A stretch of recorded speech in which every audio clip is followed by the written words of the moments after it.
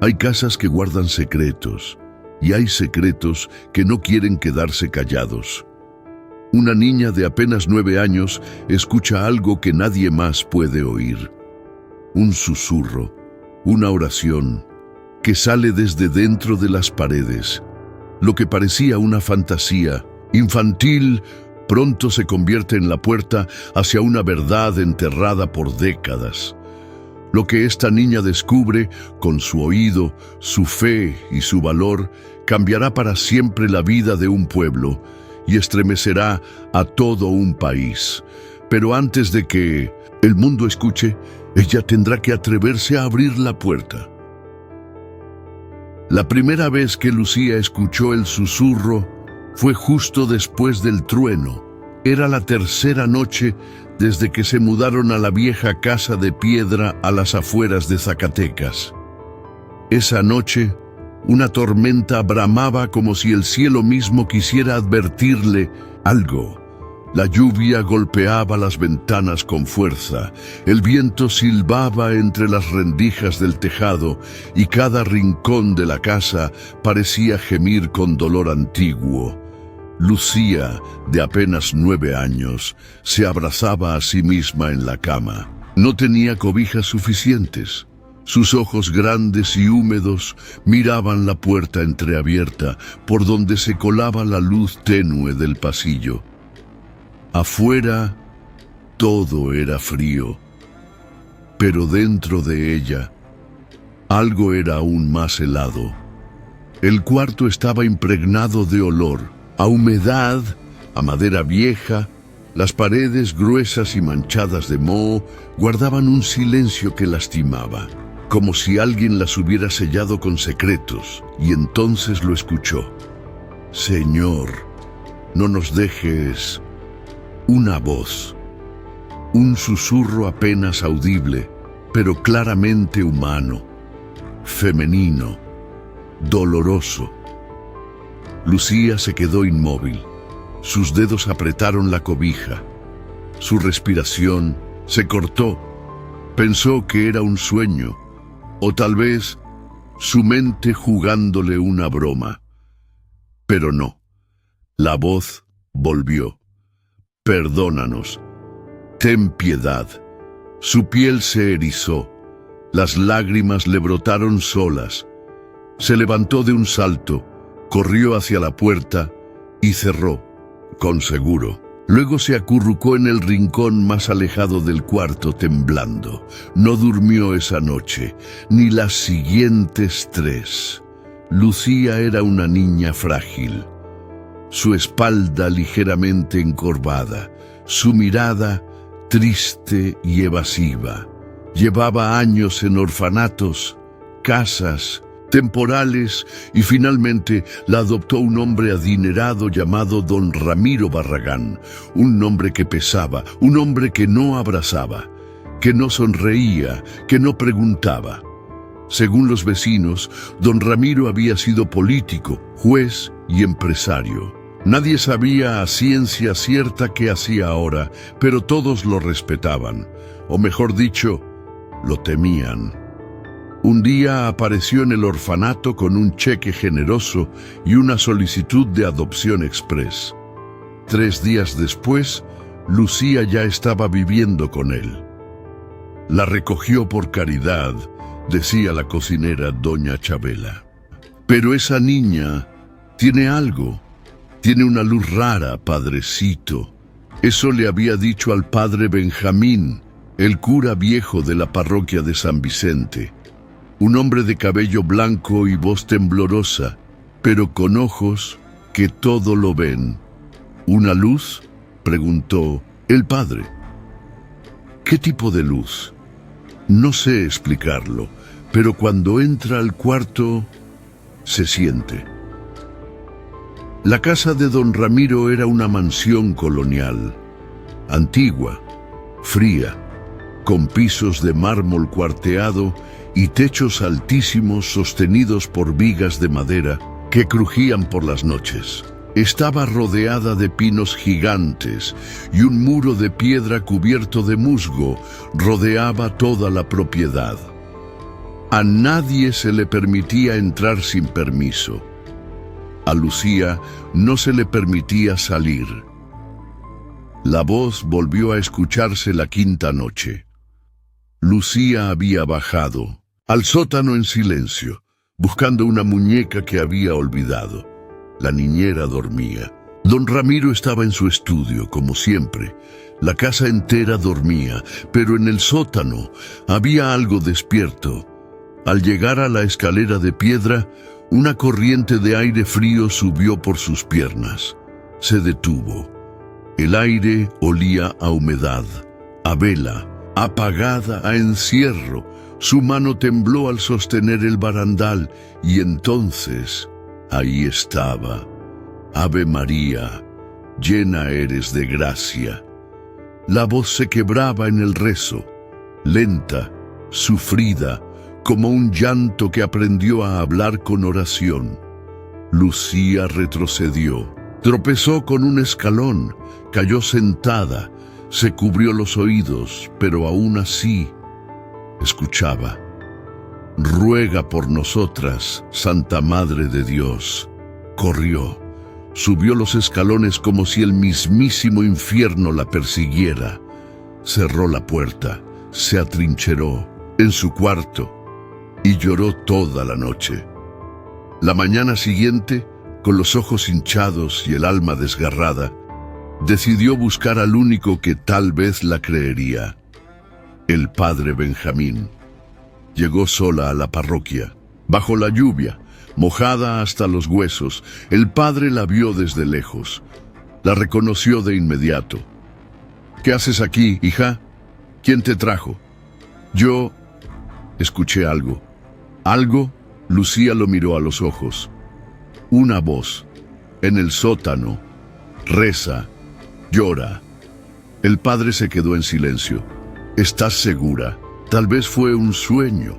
No fue un sueño. Dice cosas que nadie diría. Dice, no nos dejes. Dice, perdónanos. El padre tragó saliva. ¿Dónde vives? Con don Ramiro, en la casa grande del cerro. El rostro del sacerdote palideció. ¿Sabes cómo se llamaba esa casa antes? Lucía negó.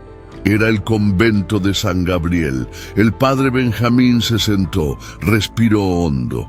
Miró al techo de la sacristía como si buscara respuestas entre los santos colgados. Allí vivían las hermanas de la caridad del silencio, monjas. 4 de ellas desaparecieron en 1994. Nadie supo más. Se dijo, en que huyeron, que tal vez pecaron. La iglesia cerró el convento, lo vendió en silencio. Don Ramiro fue el comprador. Yo confesé a una de ellas, dijo el padre. Hermana Ángela. Tenía visiones, decía que las paredes tenían ojos, que algo las vigilaba en la noche. Nadie le creyó. Lucía lo miraba con los labios apretados. Padre, hay algo atrapado ahí abajo. No sé qué es, pero no está sola. El padre Benjamín sintió un escalofrío recorrerle la espalda, el mismo que sintió la noche que la hermana Ángela desapareció. Esa noche esperaron a que don Ramiro saliera de viaje. Doña Chabela los cubrió, les dio las llaves. No les diré que están locos, susurró, pero tengan cuidado, esta casa no perdona. Lucía y el padre bajaron al sótano. El aire era más frío que nunca. El olor insoportable. Lucía se acercó a la pared del fondo. Una gran cortina roja cubría el muro. La corrió.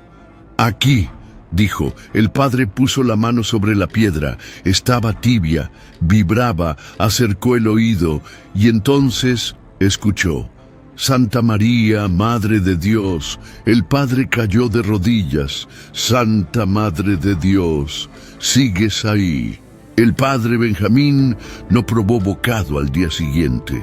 Se despertó antes del amanecer, con las manos frías y la garganta cerrada. Durante la misa matutina, sus labios apenas pronunciaban las palabras del Evangelio. Las bancas vacías parecían multiplicar el eco de su voz. Las pocas viejitas que lo escuchaban notaron que algo lo perturbaba, pero no preguntaron. Él sabía lo que había escuchado.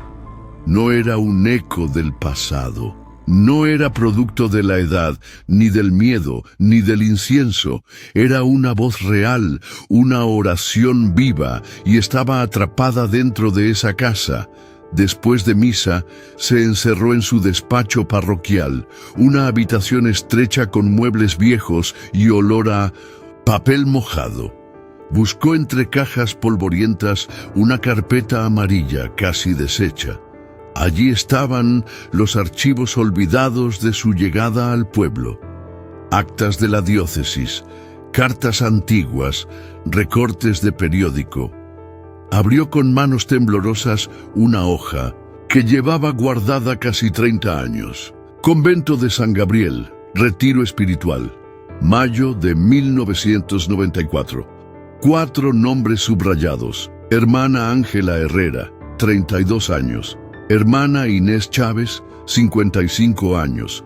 Hermana Teresa Beltrán, 48 años. Hermana Pilar Moreno, 66 años las 4. Habían sido enviadas por la congregación a un retiro espiritual de 3 días. El convento estaba en la cima de un cerro pedregoso, a unos 15 kilómetros del municipio. No tenía luz eléctrica, ni teléfono, ni contacto con el exterior. Solo silencio y oración. El 5 de mayo subieron. El 8 desaparecieron. La denuncia fue tardía.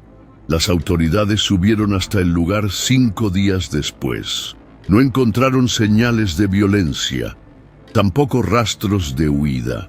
Las camas seguían tendidas, las velas consumidas, los libros de oración abiertos en la misma página. Salmo 88. Una crónica local tituló el suceso así: El convento de las desaparecidas. Después, silencio. El convento fue clausurado por la iglesia. Alegaron razones estructurales. Y meses después, vendido discretamente a una empresa llamada Inversiones Guadalupe S.A. Esa empresa desapareció también. Y entonces apareció el nombre de Ramiro Barragán. El padre cerró los ojos. La iglesia quiso olvidar, pero Dios no olvida.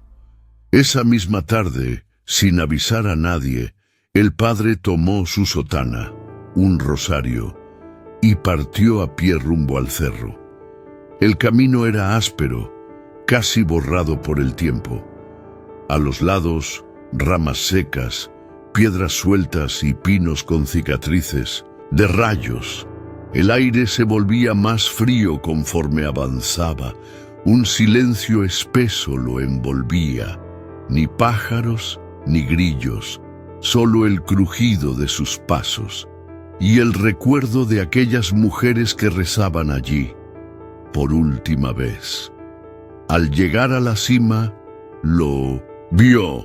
El antiguo portón de hierro oxidado, una placa carcomida, propiedad privada, prohibido el paso. El padre se acercó con cautela. No entró, solo rodeó el muro como quien busca confesarse con las piedras. El convento seguía en pie, pero transformado. Las ventanas tapiadas, la torre de la capilla cubierta de hiedra, el vitral del Sagrado Corazón, aún entero. Se sentó en una banca de piedra, ahora quebrada, donde alguna vez las monjas tomaban el sol. Sacó su rosario, empezó a rezar, los dedos le temblaban. Al tercer misterio, el viento cambió, una brisa suave, que no era fría ni cálida, era distinta, como si viniera desde dentro de la tierra, y entonces la escuchó, un canto tenue, antiguo, destrozado por el tiempo. Salve Regina, Mater misericordiae. El padre Benjamín se levantó de golpe. Su rosario cayó al suelo. Miró a su alrededor. No había nadie. Solo el canto y el llanto del viento entre los árboles. Corrió de regreso al pueblo. Esa noche Lucía lo esperaba sentada en la capilla de San Vicente, con los ojos llenos de preguntas. ¿Estás dispuesta a ayudarme, hija?, preguntó el padre. Lucía asintió sin dudar. Quiero saber quién está llorando allá abajo. El padre la miró con ternura, pero también con un miedo profundo. Le contó todo: las monjas, la desaparición, la compra de la casa, el silencio de la iglesia y su cobardía de entonces. Yo era joven. Obedecí órdenes. Me dijeron que no preguntara, que no buscara. ¿Y usted obedeció? Sí, hasta ahora. A la mañana siguiente se presentó en la alcaldía del pueblo. Pidió acceso a los planos originales del convento, ahora casa de don Ramiro. La recepcionista, una mujer de voz áspera y uñas pintadas de rojo, levantó una ceja. Eso es viejo, pero espéreme tantito. 20 minutos después apareció con una carpeta azul.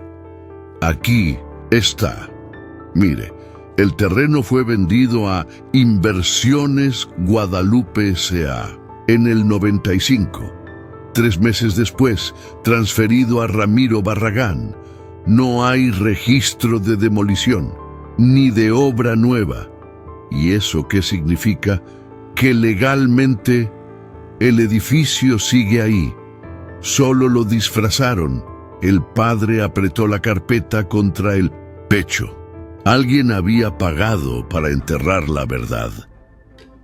Esa tarde fue a visitar a un viejo amigo, el ingeniero Celestino Morales, jubilado, antiguo asesor de obras eclesiásticas. Un hombre de manos grandes y barba blanca que alguna vez fue el encargado de revisar la estructura del convento antes de su venta.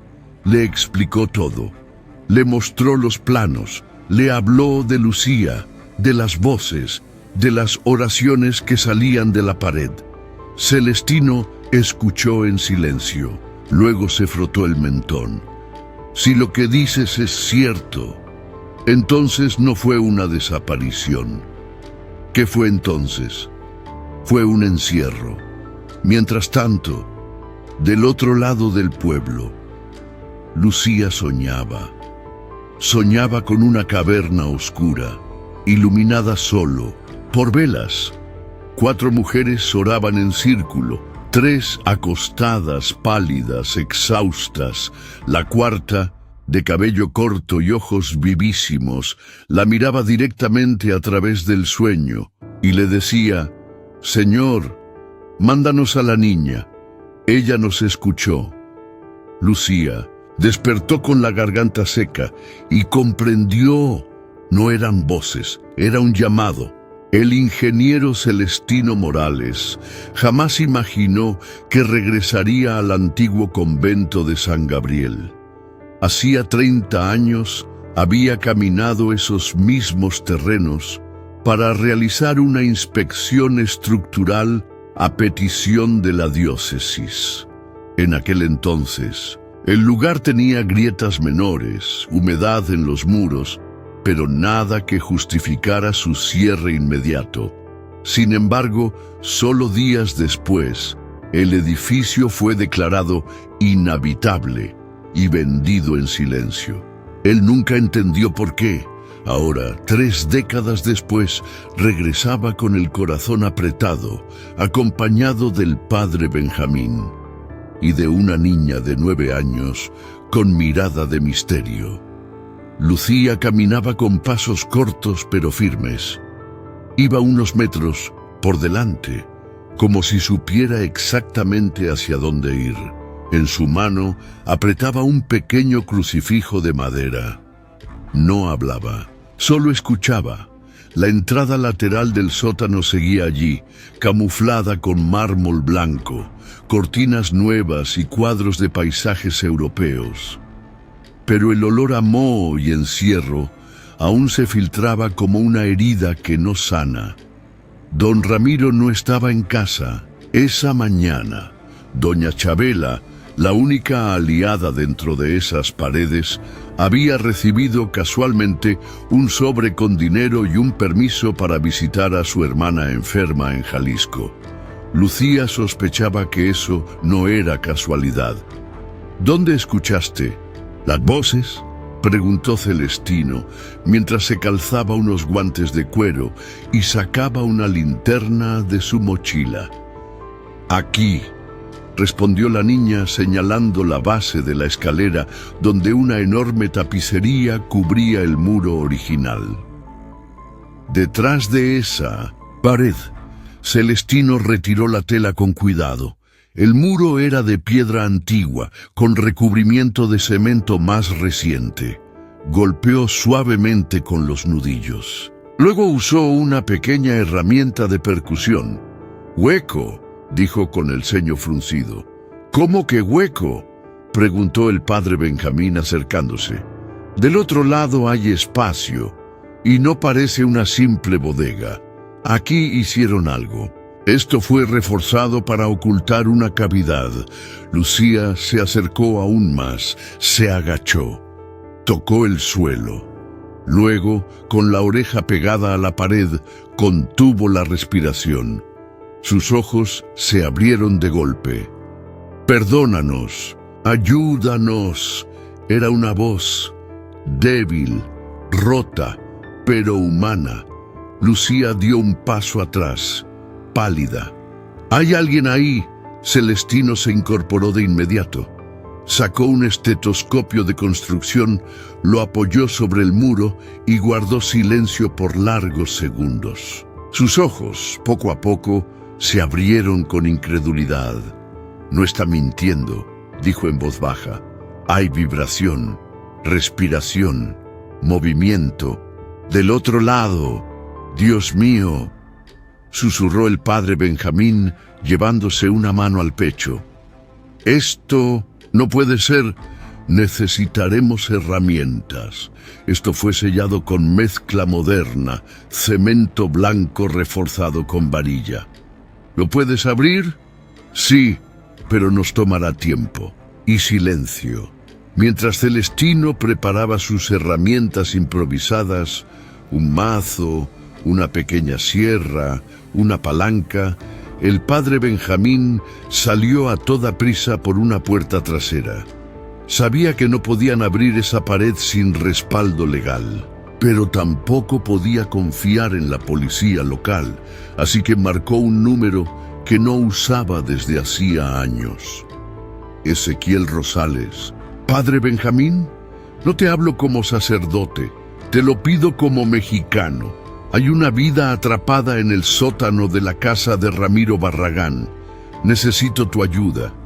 Hubo un silencio largo al otro lado de la línea. «Llegaré antes del anochecer. No digas nada a nadie». De regreso en la casa, Celestino trabajaba con sudor en la frente. Retiraba poco a poco capas del recubrimiento.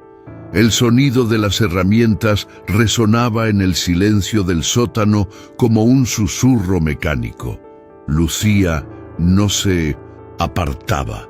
Seguía de pie observando con su crucifijo en la mano y de vez en cuando acercaba el oído a la pared y murmuraba: «Ya casi, ya casi». Cuando el sol comenzaba a caer, Celestino dio un último golpe y una parte del muro cedió con un sonido seco. Detrás apareció una puerta antigua, de madera maciza, agrietada por el tiempo. Estaba trancada, desde adentro con una cadena de hierro oxidada, pero una pequeña abertura circular dejaba escapar aire húmedo, un aire que olía a cera y a encierro. Lucía se acercó, se arrodilló, puso su oído sobre el pequeño agujero y entonces No estás sola. Ya vamos a sacarte. Del otro lado, una respuesta, un golpe leve, una mano contra la madera. Estaban vivas. No podemos forzar la puerta sin saber qué hay del otro lado, dijo Celestino limpiándose el rostro. Si golpeamos muy fuerte, podríamos hacer daño. Entonces espera, susurró Lucía, que no despegaba los ojos del agujero. ¿Esperar qué? Adiós. Él ya viene en camino, pero el infierno llegó primero. ¿Qué demonios hacen en 1900? Mi casa. La voz de don Ramiro explotó en la escalera. Su silueta apareció como un trueno, alto, furioso, con los ojos enrojecidos y los puños cerrados. Lucía se quedó inmóvil. El padre Benjamín subió 2 escalones de golpe, interponiéndose. ¡Deténgase! Esto es un acto humanitario. Hay alguien vivo detrás de ese muro. ¡Están locos! Salgan ahora mismo o llamaré a la policía. Llámela, respondió el padre. Será mejor así. Tendrán que explicar por qué hay una persona encerrada en su sótano. Celestino, desde abajo, cubrió rápidamente el agujero con un trapo disimulándolo. Tomó sus herramientas y las guardó como si nada pasara. Lucía no se movió. Siguió de rodillas, susurrando al vacío. Resiste un poco. Más, Dios ya viene por ti. Don Ramiro bajó 2 escalones más. Miró a la niña con una mezcla de rabia y miedo. Como si ella, esa pequeña de cabello revuelto y ojos oscuros, fuera el juicio de su conciencia. Tú no sabes lo que estás haciendo. Sí sé, dijo Lucía, levantando la mirada. Estoy escuchando lo que usted lleva años tapando. El hombre retrocedió, como si la voz de esa niña le quemara por dentro. Subió sin decir palabra, cerró la puerta de golpe. El silencio volvió, pero ahora tenía nombre. ¿Qué hacen en mi casa?, gritó don Ramiro desde la parte superior de la escalera, con una furia que rebotaba en las paredes como un trueno enloquecido. Los ojos le ardían. Su voz era áspera, cortante, llena de un miedo que intentaba esconder detrás del enojo. Vestía una camisa a medio abotonar y pantalón de lino arrugado. A su lado, la sombra del pasado parecía empujarle los talones. El padre Benjamín se paró firme en medio del sótano sin retroceder. «Estamos buscando la verdad, señor Barragán», dijo con voz clara. «Detrás de ese muro hay una persona viva. Eso es absurdo. Aquí no hay nada más que piedra y recuerdos. Salgan de inmediato». «Llame a la policía si quiere», replicó Celestino, sin apartarse de la abertura que había descubierto. «Así vendrán testigos, y si lo que hay aquí es cierto, todo México lo sabrá».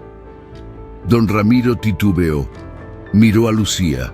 Estaba parada junto a la pared, sin miedo, con sus manitas apretadas, su vestido arrugado, el cabello recogido con una cinta azul. Parecía una niña como cualquier otra, pero no lo era.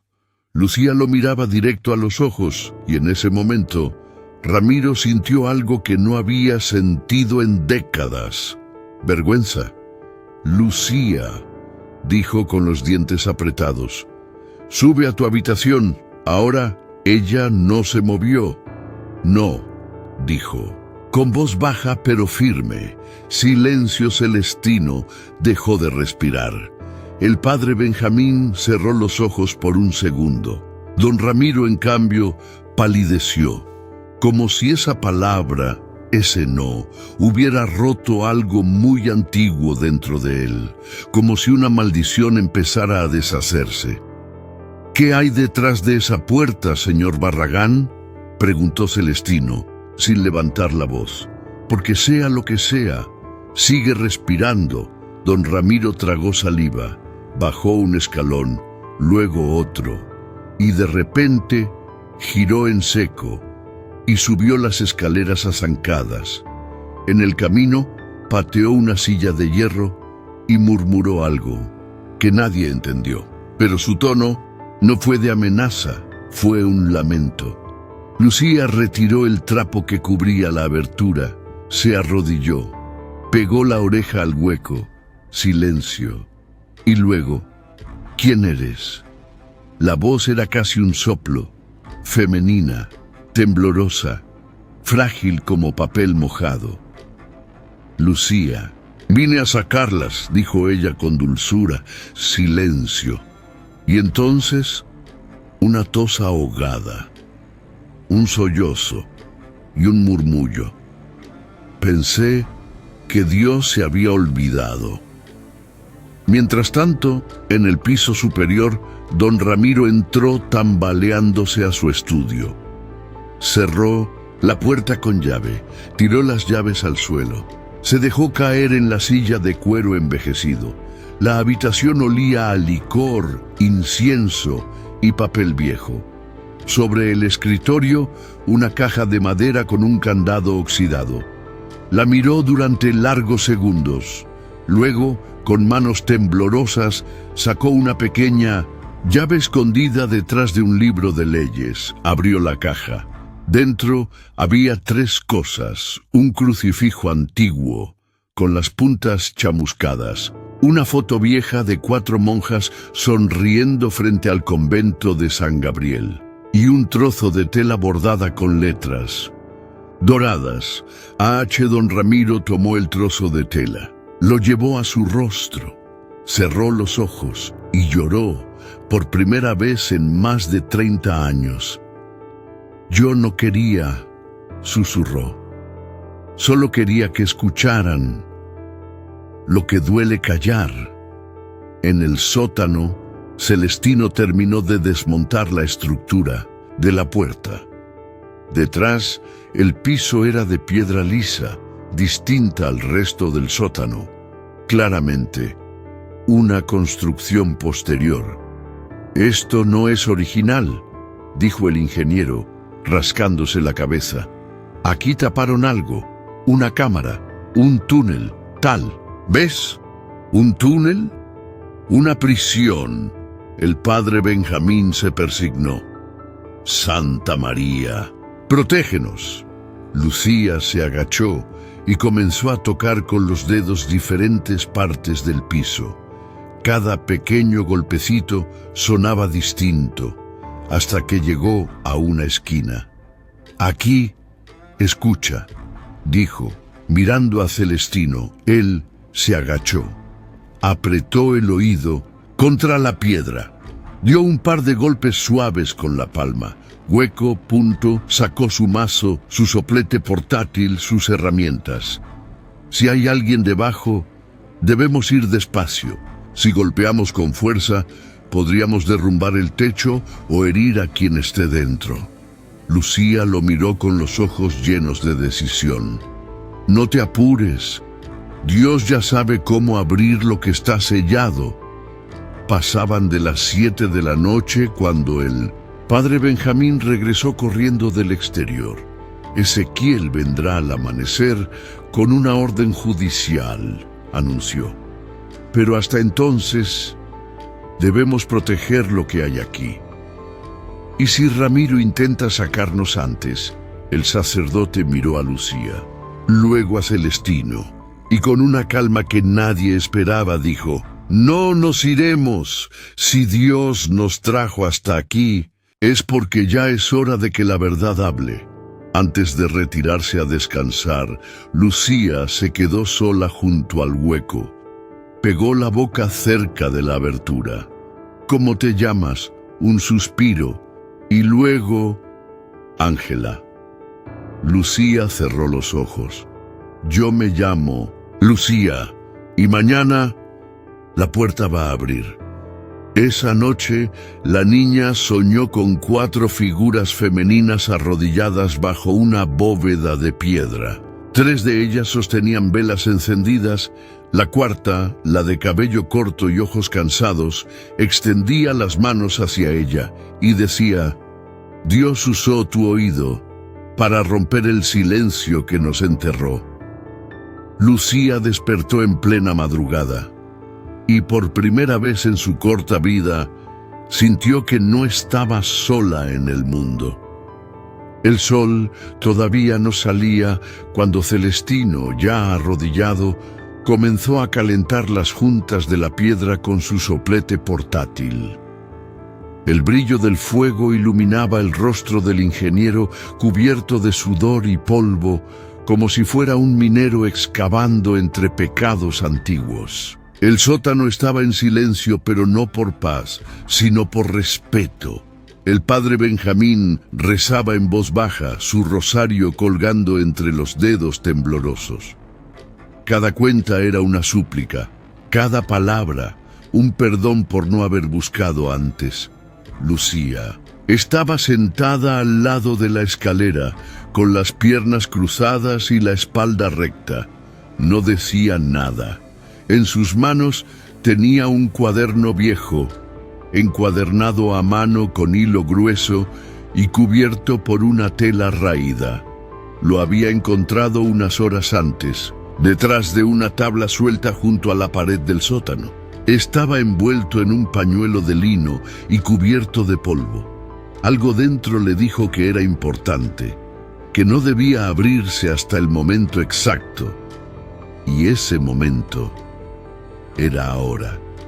¿Qué es eso, hija?, preguntó el padre notando el cuaderno.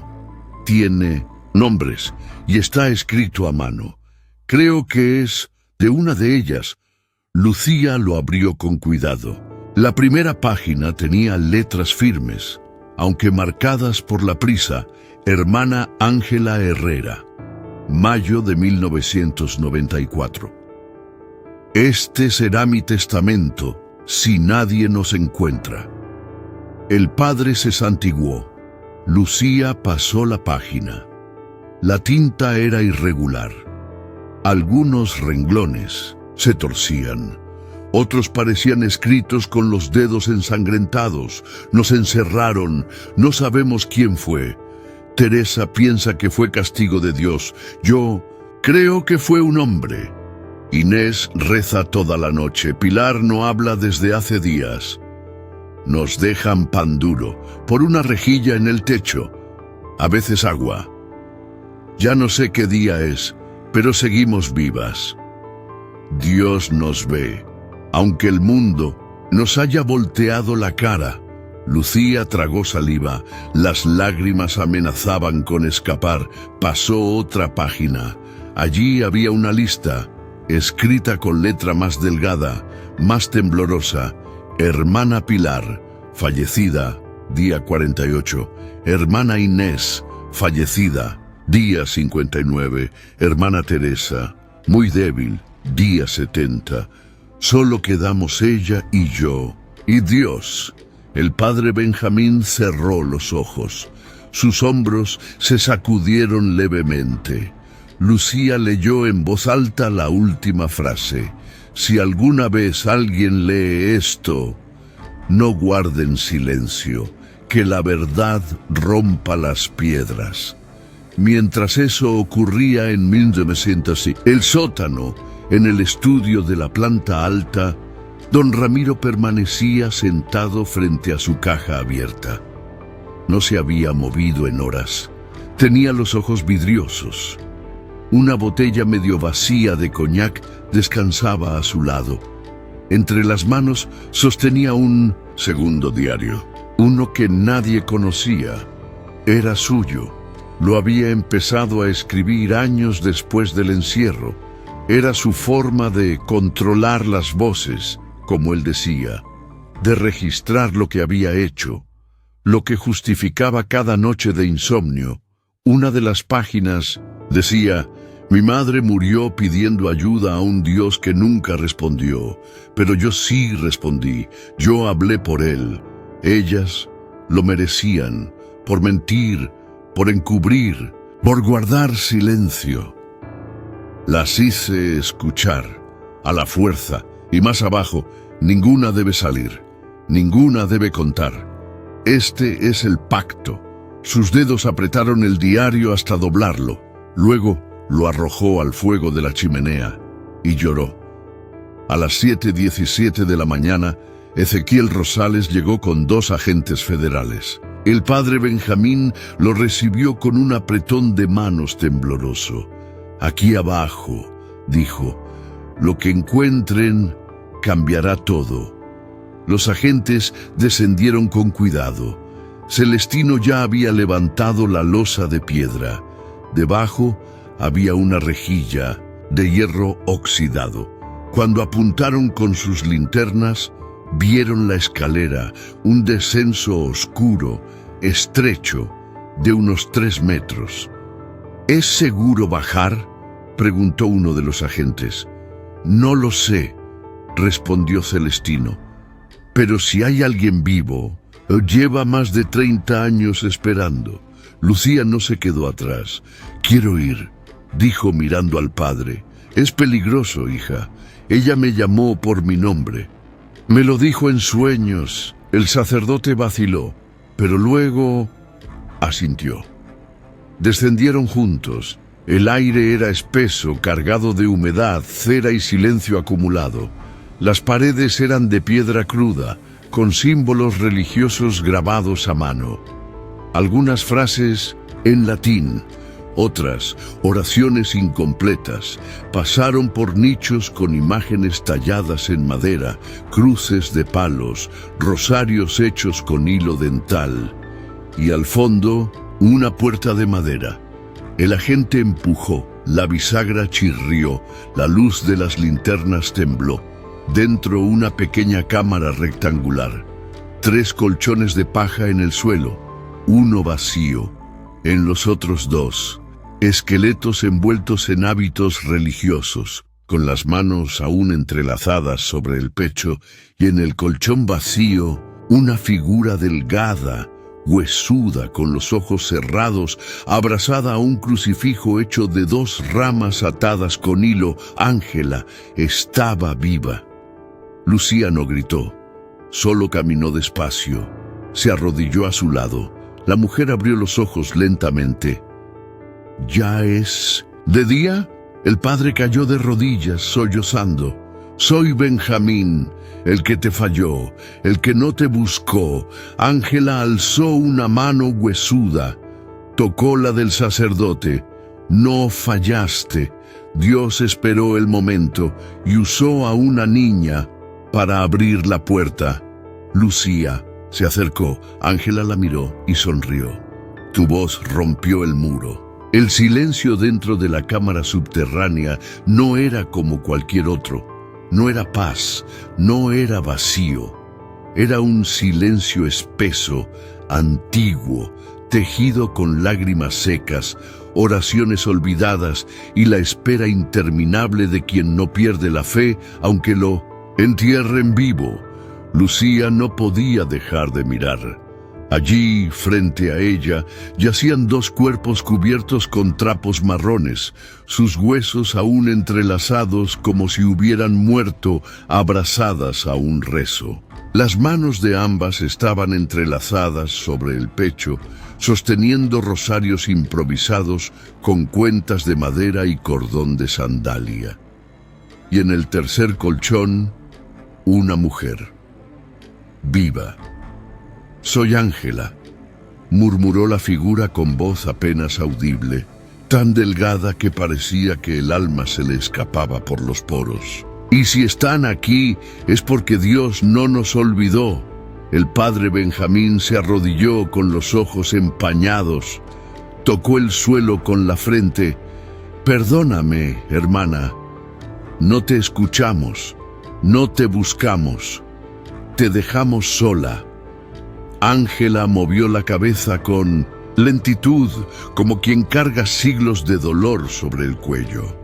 No sabían, pero él sí. El equipo médico entró al poco tiempo, liderado por una enfermera joven que se detuvo en seco al ver la escena. Uno de los paramédicos tuvo que salir a respirar. Otro se santiguó 3 veces seguidas. «Dios mío», susurró la mujer, tapándose la boca con las manos. Esto no es humano». Lucía, sin moverse, seguía sentada a los pies de Tinto. Ángela, como un ángel de carne, la miraba con la ternura de una nieta. No decía nada, solo escuchaba. Cuando uno de los paramédicos intentó quitarle el crucifijo de los brazos, Ángela lo apretó con una fuerza que no parecía posible en su cuerpo tan frágil.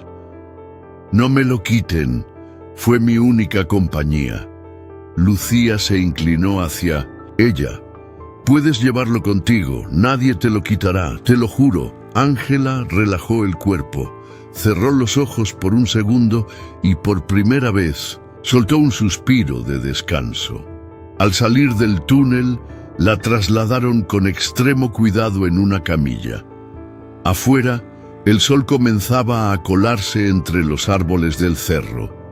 Era un amanecer frío, pero claro, como si incluso el cielo se atreviera a mirar de nuevo esa casa. Mientras la ambulancia descendía en la propiedad de don Ramiro, un nuevo equipo de forenses se encargaba de recolectar pruebas. En el segundo colchón había restos óseos, confirmados luego como las hermanas Inés y Pilar. El tercero estaba vacío, pero en la cabecera, envuelto en una tela bordada, había un diario escrito a mano. En él, una anotación perturbadora. «Teresa falleció hace 2 años. La llevé a otro lugar. No quería que Ángela despertara y viera otro cuerpo». «¿Otro lugar?», preguntó el agente Rosales mirando al forense. «Buscaremos por toda la propiedad». Lucía escuchó en silencio, pero algo en su mirada decía que ya lo sabía.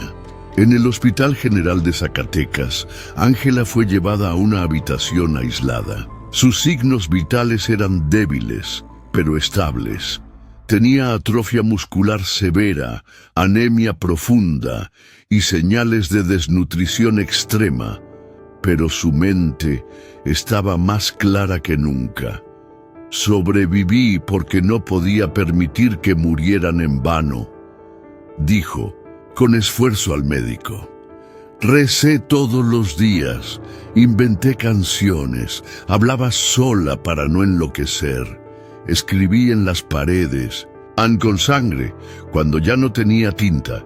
El médico, conmovido, no supo qué responder. Lucía solo apretó su mano. Mientras tanto, don Ramiro caminaba en círculos por su oficina.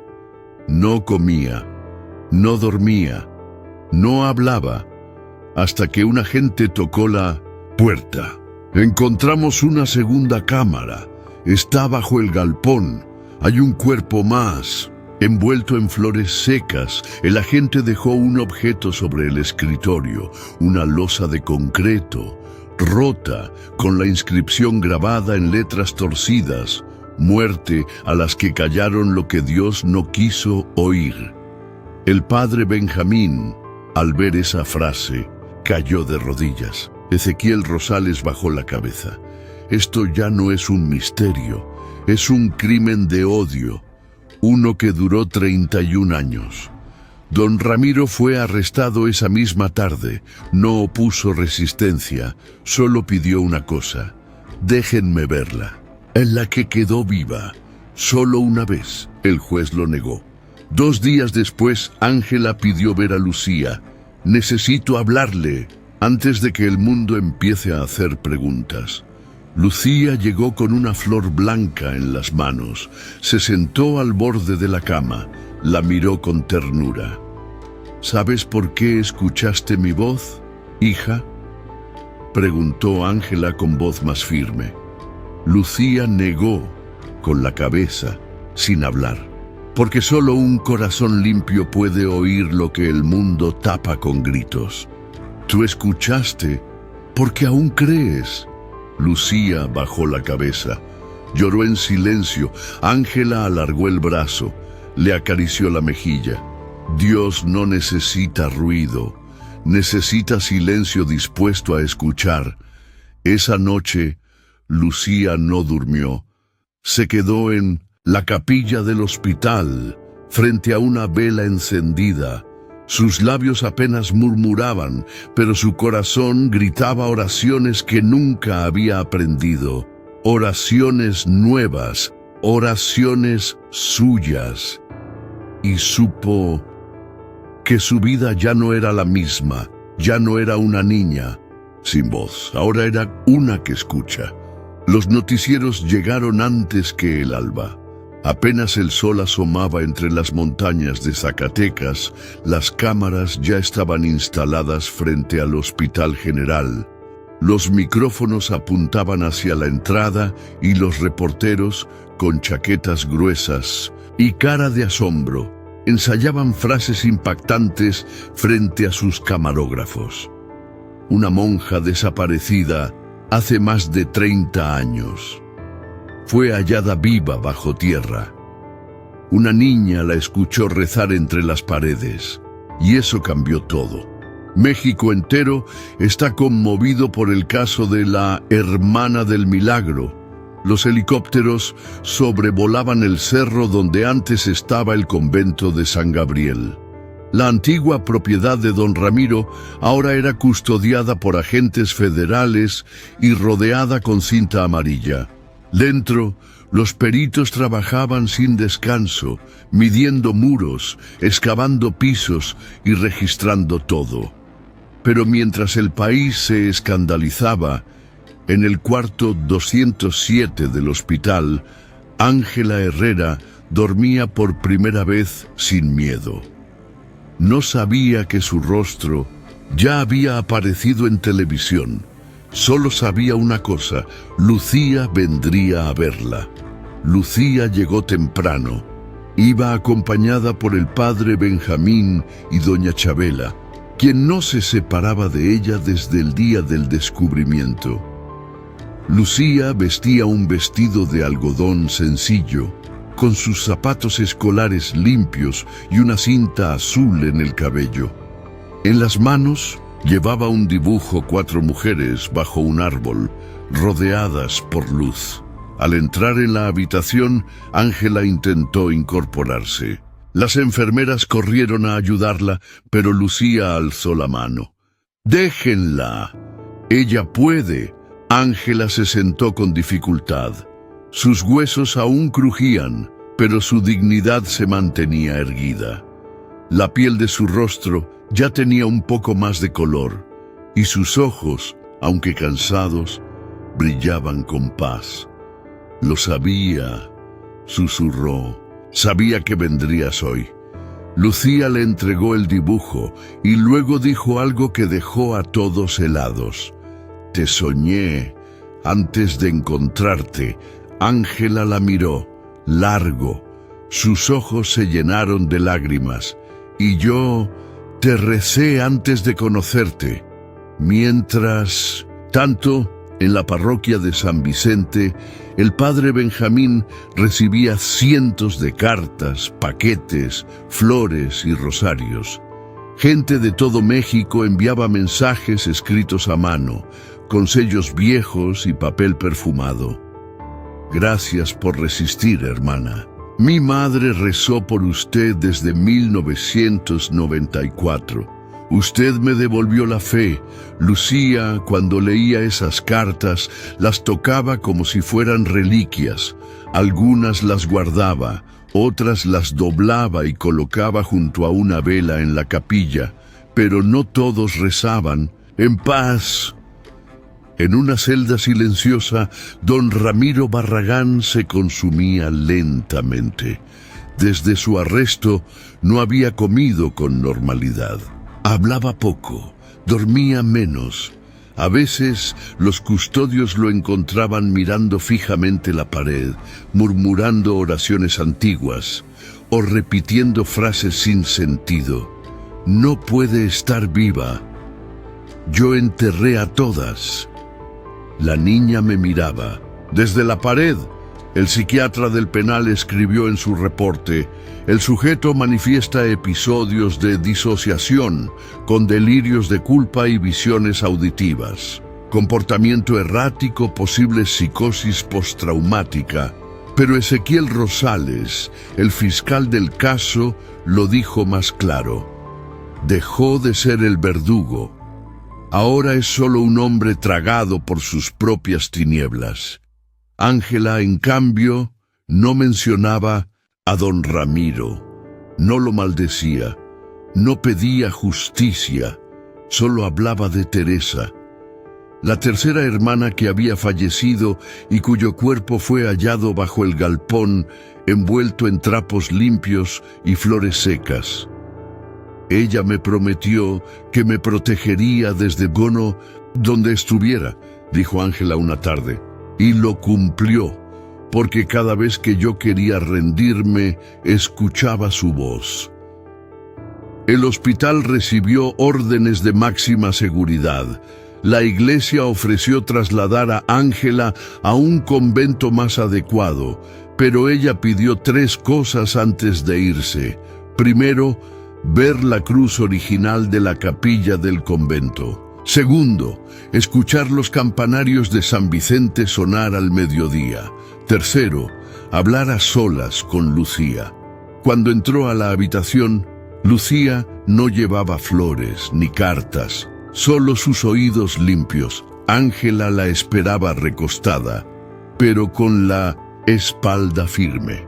¿Sabes por qué Dios te eligió, hija? Lucía no respondió. Ángela respiró hondo. Porque tú también has estado encerrada, aunque nadie te haya puesto paredes. Tú sabes lo que es vivir en silencio, queriendo ser escuchada. Por eso, oíste lo que el mundo no quiso oír. Lucía bajó la mirada.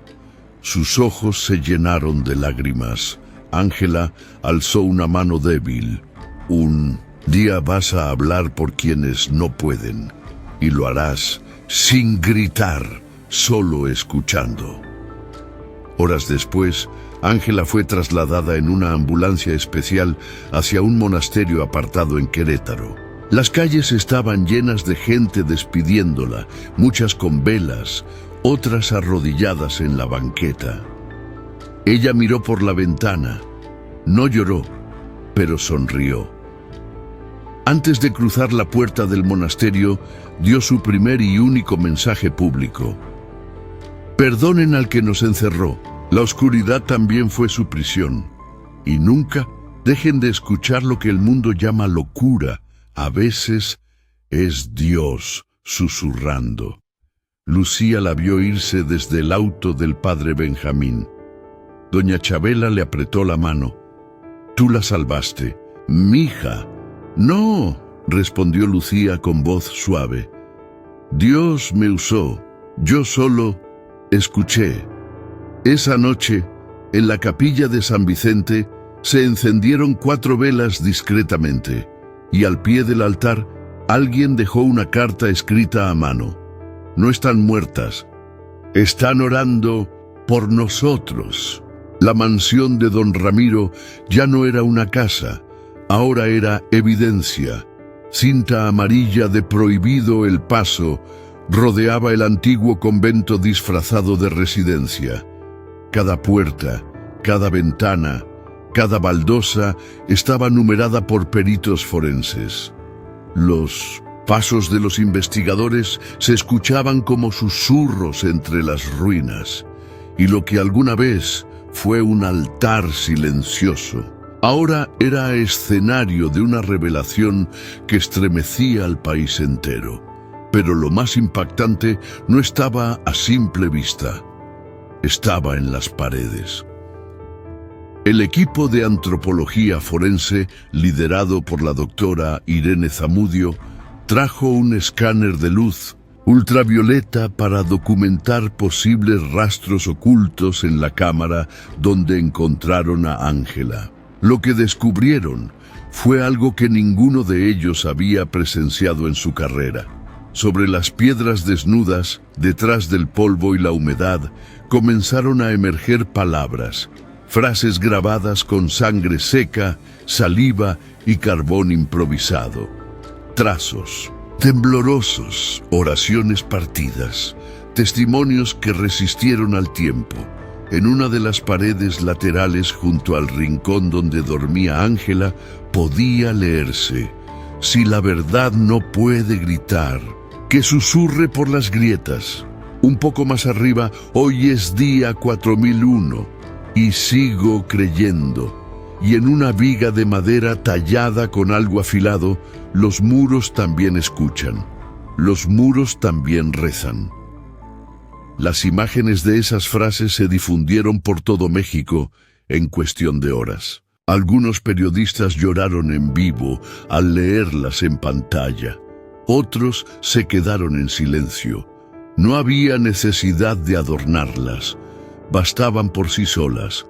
No era una historia cualquiera.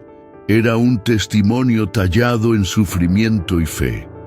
El padre Benjamín, al ver las fotografías en el noticiero, cayó de rodillas frente al televisor. Estuvieron vivas más de una década y nadie las oyó. Lucía estaba sentada a su lado en el suelo de la sacristía. Levantó la vista y dijo con suavidad: una sí las oyó, Ángela. En la escuela de Lucía, la directora pidió respeto, pero los compañeros no sabían cómo reaccionar. Algunos la miraban con asombro, como si fuera un milagro viviente, otros con burla nerviosa. ¿Tú sí oíste voces? ¿De verdad una monja te habló desde la pared? ¿Y no te dio miedo? Lucía no respondía. Solo sonreía con ternura, como quien ha visto algo que los demás jamás entenderán. En una clase de redacción, la maestra pidió a los alumnos escribir sobre un momento que cambió sus vidas. La mayoría escribió sobre cumpleaños, navidades o peleas con hermanos. Lucía dibujó una sala oscura con 3 camas en el suelo y una mujer sonriendo en la penumbra. Abajo escribió: Dios a veces se esconde para ver quién lo busca sin luz. La maestra no preguntó más, solo guardó el dibujo en una carpeta con lágrimas en los ojos. Mientras tanto, en la unidad psiquiátrica donde trasladaron a don Ramiro, los reportes médicos se volvían cada vez más preocupantes. El hombre no comía, no dormía más de 2 horas seguidas, se arrancaba mechones de cabello, golpeaba las paredes con las manos desnudas. Yo no maté, repetía entre murmullos. Yo solo las hice escuchar. Ellas cantaban en mi cabeza. Una niña me miraba desde la pared. Los médicos intentaban sedarlo, pero no había sedante que calmara lo que había despertado en él. El fiscal Rosales, al recibir el último informe, lo dijo sin rodeos. Ya no es culpable solamente, ahora es prisionero de lo que construyó. Ángela, por su parte, vivía sus días con silencio y gratitud. El convento al que fue trasladada era austero, pero cálido. Las hermanas que la acogieron no le hacían preguntas. Solo la escuchaban cuando ella decidía hablar. Pasaba las mañanas pintando cruces con barro y café sobre papel reciclado. Las tardes escribía cartas, todas dirigidas a la misma persona, Lucía Enders. Cada carta comenzaba igual: a mi hermana pequeña de los oídos limpios, y terminaba con: sigue escuchando lo que otros callan, es ahí donde Dios susurra. En San Vicente, la parroquia volvió a llenarse como en los tiempos antiguos, pero no por morbo, no por fama, sino porque algo en esa historia había tocado a todos: gente humilde, mujeres mayores, niños, campesinos. Todos comprendieron que no había fe más pura que la que resiste en silencio, y por eso el padre Benjamín mandó restaurar el antiguo confesionario. No lo usaba para confesar pecados, sino para escuchar. A veces Lucía se sentaba detrás de la cortina. No hablaba, solo oía. Y cuando alguna señora mayor salía decía: «Gracias, mija, me sentí escuchada». En una de las paredes recién pintadas de la capilla, el padre mandó grabar una frase: «La oración que nadie oyó fue la que cambió el mundo». Lucía, al verla, sonrió y por primera vez se sintió parte del milagro. El galpón que estaba al fondo de la propiedad de don Ramiro había sido por años apenas un almacén polvoriento. Viejas herramientas colgaban de las paredes cubiertas de telarañas, cajas cerradas con clavos oxidados, lonas olvidadas. Nada que llamara la atención, pero debajo del suelo de piedra había un secreto. Cuando los peritos decidieron excavar tras las declaraciones de Ángela y los dibujos de Lucía, hallaron una losa nueva, mal cimentada. La levantaron con cuidado y allí encontraron una cavidad estrecha, fría, sellada, una segunda cámara, más pequeña, más sombría. En su interior, un cuerpo cubierto con trapos grises y flores secas dispuestas en cruz. A un costado, un pedazo de tela bordada a mano con una frase en latín: «Fiat voluntas tua», «Hágase tu voluntad», y junto al cuerpo, un diario, amarrado con un mechón de cabello humano. El padre Benjamín fue llamado de inmediato. Bajó acompañado del fiscal Rosales. Ambos descendieron con linternas y silencio. Al llegar, el sacerdote cayó de rodillas al ver el cuerpo. «Teresa», susurró, «tú también esperaste». Rosales se inclinó y tomó el cuaderno con guantes. Las primeras páginas estaban deterioradas, pero aún legibles. La letra era diminuta, temblorosa. Cada palabra es un grito. Ángela ya no puede más. Sus huesos la traicionan, pero su fe no. Yo no quiero que despierte una mañana y me encuentre muerta. Hoy decidí salir de la sala y buscar un rincón donde morir, sin asustarla. Encontré esta cavidad en la pared vieja del depósito. Tal vez aquí mi cuerpo moleste menos. La protegeré desde el silencio, como lo hizo ella por mí tantos años.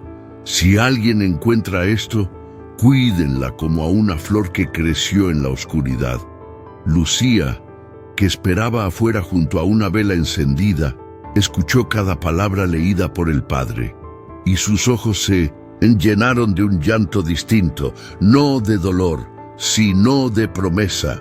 En la última página del diario, escrita con tinta deslavada y casi sin fuerza, una sola frase: «Y díganle a mi hermano que sigo rezando por él». El padre Benjamín la leyó en voz baja. Luego levantó la mirada hacia Ezequiel. «Hermano», Rosales asintió en silencio. «Don Ramiro». A don Ramiro nunca le dijeron que Teresa escribió. Nunca supo que, pese a todo, su hermana seguía rezando por él. Nunca supo que lo había perdonado, ni que en su último aliento no pidió justicia, pidió luz. Cuando Ángela fue informada de que el cuerpo de Teresa había sido hallado, guardó silencio durante mucho rato. Miraba por la ventana del convento. A lo lejos, los árboles se mecían con el viento y después sonrió. «Ella me lo prometió», dijo con voz suave, «que si yo sobrevivía, ella me daría fuerzas desde donde estuviera». Lucía, sentada en la sacristía de San Vicente, escuchó todo desde la boca del padre Benjamín. «¿Por qué ella lo perdonó?», preguntó, con la inocencia de quien no entiende tanta crueldad, porque su fe era real, respondió el padre sin dudar. Quien ama a Dios no guarda rencor, guarda esperanza. Lucía bajó la cabeza y comprendió que el perdón no era olvido, era un acto de amor sin medida. El día de la misa especial en homenaje a las hermanas de la Caridad del Silencio, la iglesia se llenó como nunca. Llegaron fieles de todo el estado, periodistas, autoridades eclesiásticas, familias completas. En el altar, 3 urnas pequeñas con nombres bordados: Inés, Pilar, Teresa, y frente a ellas, una silla vacía para la hermana viva. Al final de la misa, el padre Benjamín se acercó al micrófono, miró al público y luego a Lucía, que estaba sentada en primera fila con su vestido azul. Hoy, una niña de apenas 9 años nos enseñó que escuchar también es orar. La gente se levantó en aplausos. Lucía se puso de pie, miró al padre, levantó la mano tímidamente, luego pidió silencio. Cuando todos callaron, dijo: «Yo solo hice lo que cualquiera haría si tuviera el corazón abierto». Más tarde, al terminar la ceremonia, Ángela pidió visitar el antiguo convento. Quería ver con sus propios ojos la piedra donde Teresa había escrito su última frase. Caminaron lentamente acompañadas por Celestino y el fiscal Rosales. El sol estaba bajo, el aire quieto y el mundo en pausa. Al llegar, Ángela se detuvo frente a la inscripción tallada en la piedra con dedos desgastados: «La protegeré desde el silencio». Se arrodilló, tocó la piedra y lloró. Lucía, a su lado, la tomó de la mano. «¿Qué te dijo Dios ahí adentro?». Ángela tardó en responder: «Que sobreviviera, porque lo que viví no fue para mí, fue para que otros no callen nunca más». Y en ese momento, entre el eco de las montañas y el canto lejano de los pájaros, Lucía comprendió que el dolor también puede ser semilla y que el silencio puede ser grito. 31 años después, la campana del antiguo convento volvió a sonar, pero esta vez no por hábito, ni por ceremonia, ni siquiera por tradición. Sonó como un llamado, como un eco que había permanecido dormido entre las piedras, esperando que alguien, una niña, un sacerdote, una sobreviviente, tuviera el valor de escucharlo. El día del juicio, el tribunal de Zacatecas estaba a reventar. Dentro de la sala se sentía el peso de la historia, como si las paredes mismas quisieran testificar. Afuera, los medios aguardaban con cámaras, drones y micrófonos en mano. Las redes sociales no hablaban de otra cosa. La monja enterrada viva se había vuelto símbolo de fe, resistencia y justicia. En el banquillo de los acusados, don Ramiro Barragán lucía irreconocible, delgado, demacrado, con la mirada perdida. Su traje gris parecía colgarle del cuerpo. Las ojeras le cavaban el rostro. Ya no era el hombre poderoso, arrogante, que caminaba con pasos firmes por los pasillos del poder. Ahora era solo un hombre enfrentando la verdad. Del otro lado de la sala, sentada en una silla de ruedas, estaba Ángela Herrera. Vestía un hábito blanco, sencillo. En sus manos temblorosas sostenía el mismo crucifijo que la acompañó en la oscuridad. Su rostro era sereno, pero sus ojos eran la historia misma. El fiscal Ezequiel Rosales fue el primero en tomar la palabra. su voz grave, clara, sin adornos. Hoy no juzgamos solo a un hombre, dijo. Juzgamos el silencio, juzgamos la complicidad, juzgamos la indiferencia que permitió que 4 mujeres fueran enterradas vivas bajo una casa y olvidadas por un sistema que prefirió no mirar. Los testigos desfilaron uno a uno, peritos, agentes, médicos, religiosos, presentaron los diarios, las fotografías, las frases grabadas en las paredes, el diario de Teresa, las pruebas de ADN, los informes psicológicos. Cada palabra golpeaba como campanada, pero fue Lucía quien detuvo el tiempo. La llamaron al estrado, llevaba el mismo vestido azul de la misa.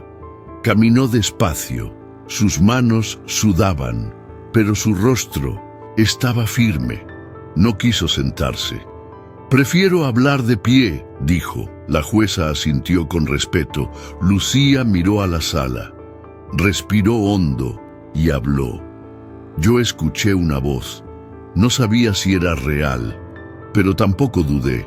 Nadie me obligó, nadie me lo pidió, solo me detuve a escuchar». «¿Y qué hiciste?», preguntó la jueza. Abrí la puerta. Silencio. Una señora en el fondo comenzó a llorar. 2 días después se dictó sentencia, unánime, culpable, cadena perpetua sin derecho a libertad condicional, por homicidio calificado, secuestro, tortura, manipulación de evidencia y delitos de odio con agravante religiosa. Cuando la jueza pronunció el fallo, Ángela cerró los ojos. No celebró, no lloró, solo murmuró: «Que Dios lo alcance, aunque esté tan lejos». Meses después, el convento fue reabierto, no como templo, sino como santuario de las voces escuchadas. La entrada principal fue restaurada con piedra clara. En el centro del atrio se colocaron 4 cruces de madera, 3 con los nombres de las hermanas fallecidas: Inés, Chávez, Pilar Moreno, Teresa Beltrán, una con flores frescas todos los días. Hermana Ángela Herrera vivió lo que nadie debió vivir, para que nadie vuelva a callar. Lucía fue la primera en encender una vela en el santuario. Lo hizo sola, en silencio. Colocó la vela bajo la cruz de Teresa y dijo: «Esto es para las que siguen hablando, aunque ya no tengan voz». Con el paso de los años, el lugar se convirtió en punto de peregrinación. Gente de todo México llegaba a pie, en autobuses, en bicicletas. Dejaban cartas, fotografías de seres queridos desaparecidos, rosarios, dibujos de niños, y entre las velas siempre había una pequeña carta doblada, escrita con caligrafía infantil. «No tengo miedo de escucharte. Habla, yo estoy aquí».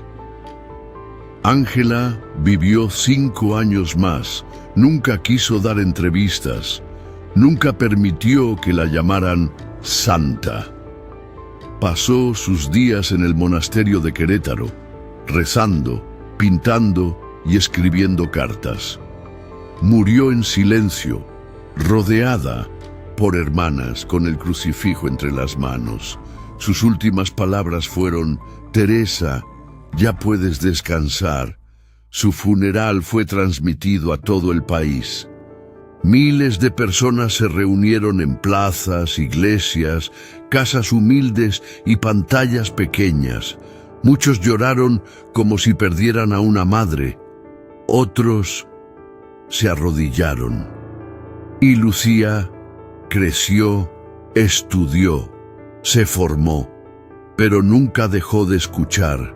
Se convirtió en maestra rural, en comunidades donde los niños apenas sabían escribir sus nombres.